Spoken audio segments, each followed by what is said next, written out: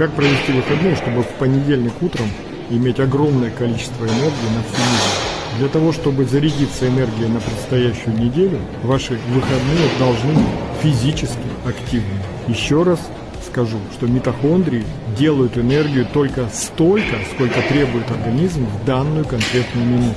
И это самое очевидное. Если вы в субботу и воскресенье пролежали на диване, то запрос на выработку энергии к митохондриям был минимальный. Значит, в понедельник автоматически они будут выдавать вам столько же энергии, сколько выдавали в выходные дни.